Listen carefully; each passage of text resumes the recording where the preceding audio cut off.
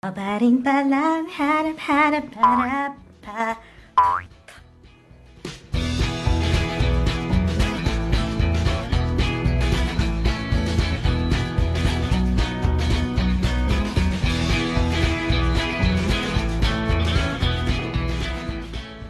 What's up guys? Welcome to my channel, World of Louie Faundo. And yes, you heard it right. Sobrang happy ko because we're on our 8th episode already. And utang na loob ko sa inyo daw for watching the past 7 episodes, yung mga kalokohan ko. Pilitan lang naman kami. So today, gusto ko lang makipagkwentuhan sa inyo because recently, merong blessing ako natanggap. It's a dream come true for me. And that was my first ever speaking engagement or career talk. Big time mo naman po. And this was an invitation by Daughters of Mary Immaculate. And this happened last Saturday. Yeah, last Saturday. And that was a blessing for me because aside from the fact that I've been practicing for years and years of how to speak, I've been hosting for a long time. Hosting is very close to my heart. Pero speaking and giving a talk is something else. Hindi lahat ng tao kaya yung gawin. And that's an hour and 10 minutes talk about life in a BPO world, which is what we're doing here. I'll show you a clip of what happened. Ito yung isa sa mga paborito kong part. Kapag ang oras ay mali at hindi pa tama, at ikaw ay hindi pa tama, God says no.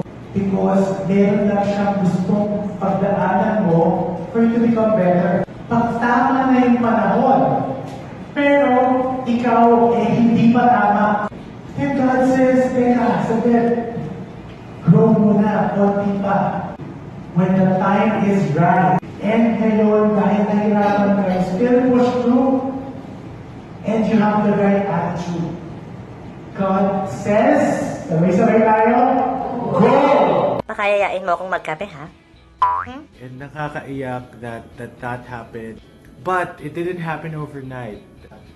Hindi ako naniniwala sa swerte lang. Naniniwala ako that luck is when an opportunity is backed up by preparation. And that's exactly why we're doing this topic today. Is how to be consistent in pursuing your goal. Last week, I received a message from one of you guys through Instagram. And I was like, yeah, sige, I think that will be a good thing. Yung mga pangarap natin, hindi yan imposible. You have to start now, and I hope that this vlog, entry number 8, will actually help you and make you realize that you are more than you think you are.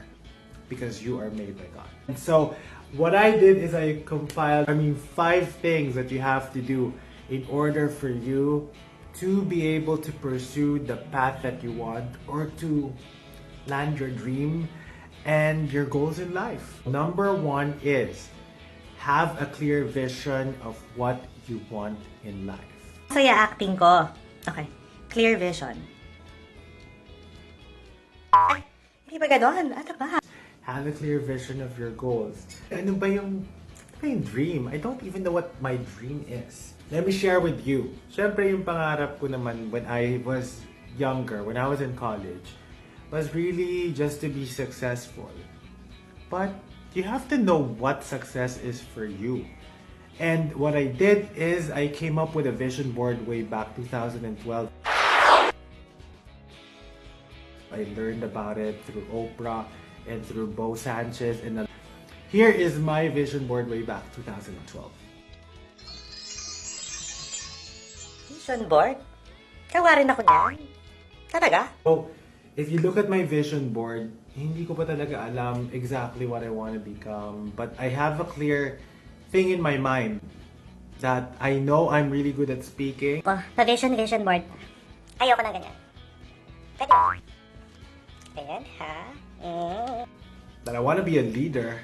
And I also know that I really love photography and I think I have the eye and talent, but it still has to be developed. Ilagay ko dun yung mga idols ko and para siyang naging mood board of what I want to pursue in life. And look at it. once you look at that and you see yourself, God will make things happen. I-align niya yan and you will see the path where you want to go. Number 2 is break it down to the smallest detail. Since alam mo na yung mga pangarap mo sa buhay, masyado siyang malaki, it's overwhelming. Just make it a small task. And I remember from a book that I read in the past about 10,000 hours. Super smart naman pala this boy. Love it. I don't know if you guys have heard it. It only means that pag 10,000 hours mo daw pinractice ang isang bagay, then you become a master of it. And if you do that, then opportunities will follow, like what I keep on saying. Today is my rest day. It's a Sunday. I'm actually vlogging. And this is one of the small things that I would want to do if I would want to become a good speaker. Paano yan? Endless life. Because I also want to become a very good photographer, a fashion photographer. So yesterday I had a shoot, so I'm gonna show you a clip. That's nice, good. Good. Yan ha, nakita niyo na. So, yeah, that's a sample of it. Yeah, that's our number 2 checklist. You have to go ahead and break it down to the smallest detail. Number 3, fix your surrounding. Fixing your surrounding is isipin mo na ikaw ay isang halaman na growing. You're a flower, you're a tree that's ready to bloom and blossom and grow. Ay, sorry, akala ko ako. Diba tinatanggal mo yung mga things that prevents it from actually dying and prevents it from slowing its growth. So one of the things that you have to do is, sabi ni Steve Harvey, if you have 9 friends who are smoking, and don't be surprised that you are one of those people and you'll be the 10th one who'd be smoking. Sabi rin ni Marie Kondo, I'm sure you know this, is that keep the things that put the spark in your life. If it brings a spark in your life, then retain that. If it doesn't, then take it away. Unfriend ko na yung mga chismosa kong kaibigan. Talaga? Eh, di wala na akong friends. And you need to surround yourself with people who want to go to where you want to go as well. Number 3 is learning to say no.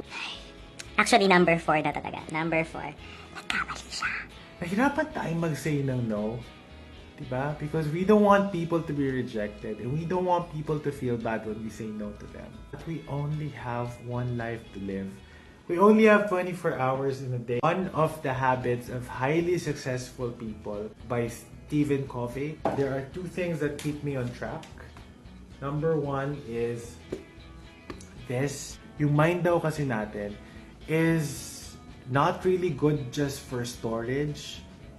Kasi minsan napupuno siya. But it's really good for producing ideas.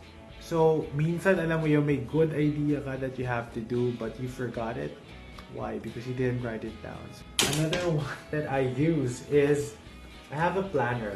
This is a month in a month's look. So, if you know now what you want in life, then might as well start putting them on your calendar.